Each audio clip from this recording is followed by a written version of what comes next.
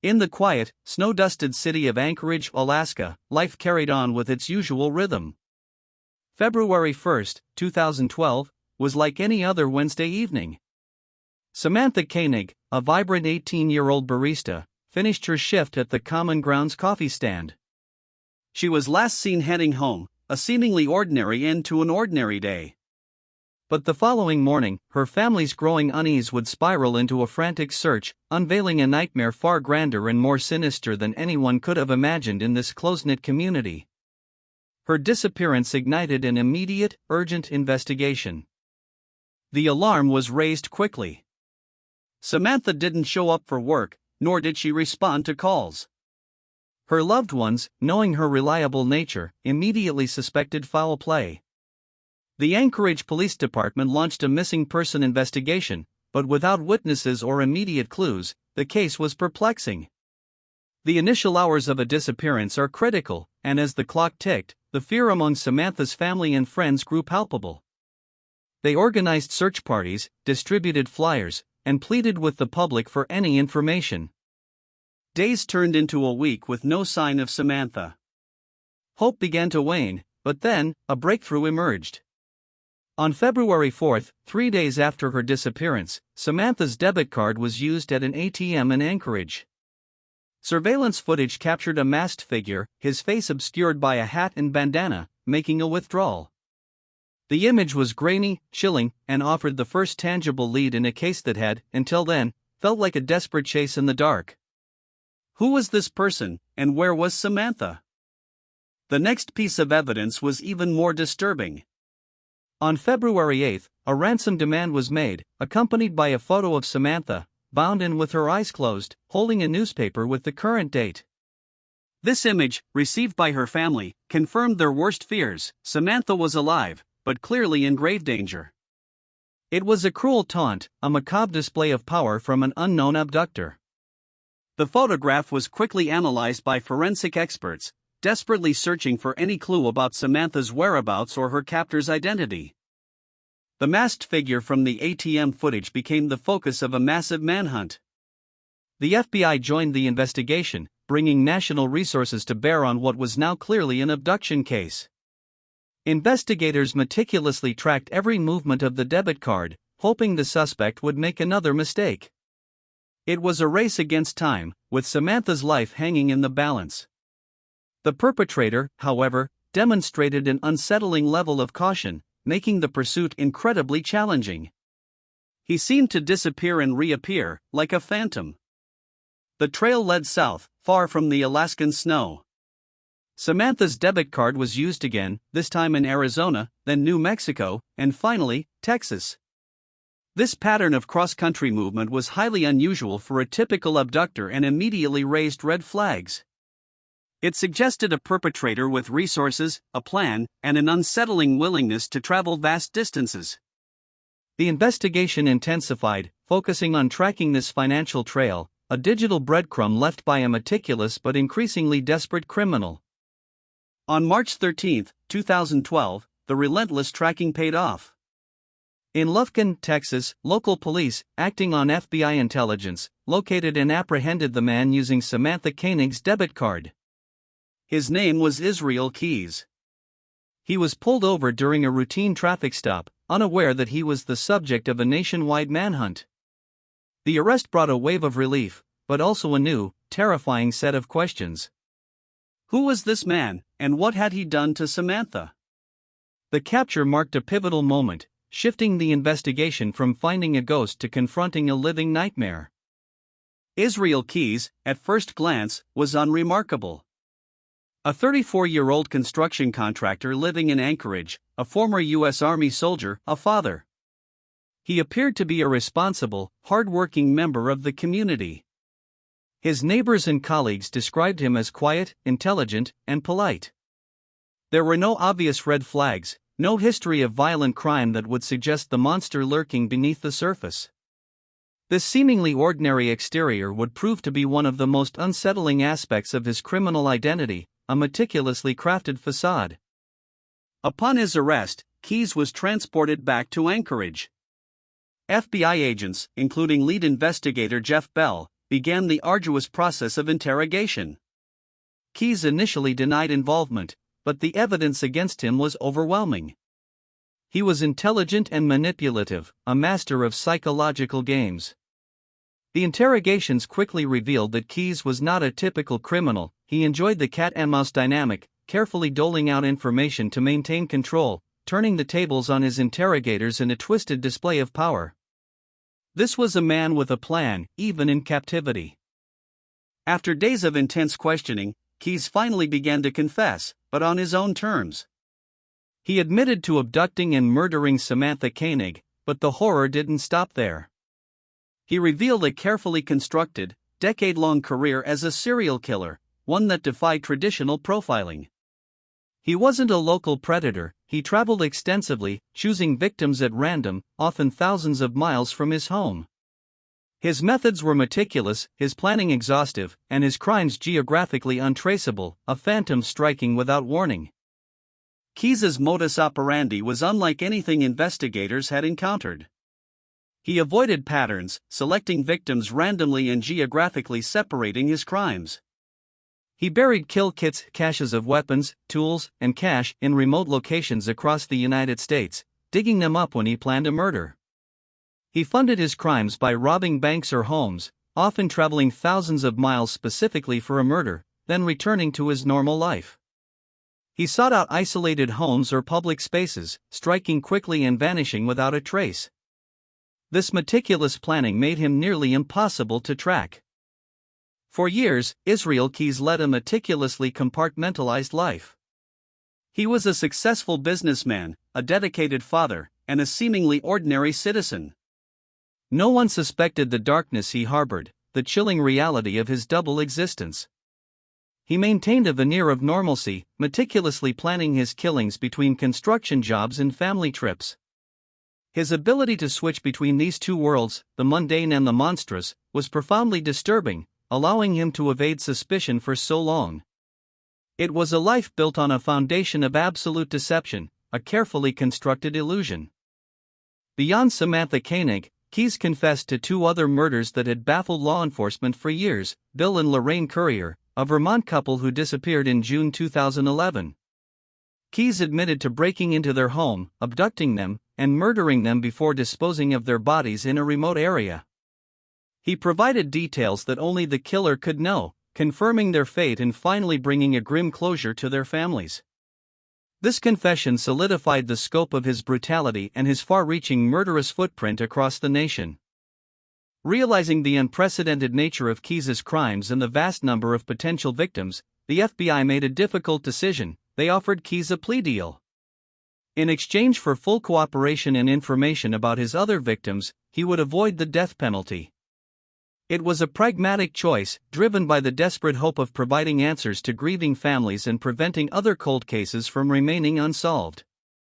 This unusual negotiation gave Keyes a disturbing amount of control, allowing him to dictate the terms of his revelations, often in excruciating detail. As part of his agreement, Keyes began to reveal more details about Samantha Koenig's abduction and murder. He confessed to snatching her from her work and taking her to a shed on his property. It was there, in an unassuming structure just steps from his home, that he committed his heinous crime. Days later, he disposed of her body in Matanuska Lake, a desolate and icy stretch of water in the Alaskan wilderness. This revelation brought the horror of his actions chillingly close to home, exposing the true proximity of evil. Keyes's confessions were not straightforward acts of remorse. They were calculated, manipulative performances. He would draw maps, give cryptic clues, and then retract information, savoring the power he held over the investigators. He enjoyed watching them scramble, relishing the frustration he caused. His motivation was not absolution, but control, and a perverse desire to be recognized for his unique criminality. Each detail he offered was a chess move, carefully planned to maximize his psychological advantage over the FBI. Keyes's revelations about his kill kits were particularly unsettling. He led investigators to a buried cache in upstate New York, containing a pistol, ammunition, zip ties, and a shovel. These meticulously prepared packages allowed him to operate with chilling efficiency and anonymity, leaving no local paper trail for his weapons or supplies. The discovery of these kits confirmed the methodical and premeditated nature of his crimes, illustrating a level of preparation rarely seen in serial offenders. Each kit represented a future act of violence, a ticking time bomb. Keyes also confessed to the abduction and murder of another victim in Maine in 2009. He provided enough details for investigators to piece together the likely scenario. He targeted an isolated location, abducted a victim, killed them, and then left their body in a remote spot. However, he refused to name the victim or the exact location, leaving another family in perpetual anguish. This deliberate withholding of information was a cruel demonstration of his continued power, leaving a lingering mystery and an enduring ache for closure. The more Keyes spoke, the more frightening the picture became. His travels for murder were extensive, reaching across the United States and potentially beyond. He admitted to killing at least 11 people, possibly more, with crimes spanning from Washington state to Vermont, and even to Canada. His lack of a geographic preference or victim type made him a true force of nature killer, a ghost in the system, nearly impossible to profile. The FBI was now faced with the daunting task of unraveling a global web of unsolved disappearances. The total number of Keyes' victims may never be fully known. He deliberately chose random victims, often without any connection to him or each other, making traditional victimology useless for tracking his pattern. His calculated methods, including the use of burner phones and cash transactions, ensured that his movements were largely untraceable. The FBI believes he committed crimes in Washington, Oregon, Vermont, New York, and possibly several other states, each a unique puzzle piece in a horrifying mosaic. Each location represents an untold story, a family forever altered. Keyes defied established serial killer profiles. He wasn't driven by a specific fantasy, nor did he exhibit a consistent MO in terms of victim type or location. He was a disorganized non-social killer who meticulously planned his attacks. He killed for the thrill of it, for the power and control, and then seamlessly returned to his normal life. This adaptability and lack of a discernible pattern made him incredibly dangerous and nearly undetectable, fundamentally changing how law enforcement understood and pursued such predators in the future. He was a chameleon of evil. The interrogations with Keyes were a constant psychological battle. He enjoyed the power dynamic, often teasing agents with fragments of information, only to withdraw them. He would switch topics, make demands, and observe their reactions, clearly deriving perverse pleasure from their frustration. The agents had to walk a fine line, trying to extract crucial information while not giving him too much control or validating his twisted ego. It was an exhausting and demoralizing process, a mental chess match where human lives hung in the balance. Armed with Keyes' partial confessions, FBI agents and local law enforcement launched extensive search efforts across multiple states. They combed remote forests, searched lakes, and reviewed countless cold cases, desperately hoping to match Keyes' vague descriptions with unsolved disappearances. Each search was physically and emotionally draining, often yielding no results. The frustration mounted with every failed attempt, knowing that closure for many families depended on this evasive killer's cooperation, which he gave on his own cruel terms. In the weeks leading up to his death, Keyes' confessions grew more specific, almost as if he was trying to leave a final, macabre puzzle. He revealed details about a female victim in New York, describing her clothing and the location where he had left her body. This information, though still incomplete, spurred another frantic search. Investigators clung to every word, hoping to extract maximum information before his impending trial, or perhaps, before he decided to stop talking altogether. It was a race against his volatile psychology. On December 2, 2012, while awaiting trial, Israel Keyes was found dead in his jail cell in Anchorage. He had committed suicide by self-inflicted wounds, using a razor he had somehow concealed. His death brought an abrupt and devastating end to the investigation.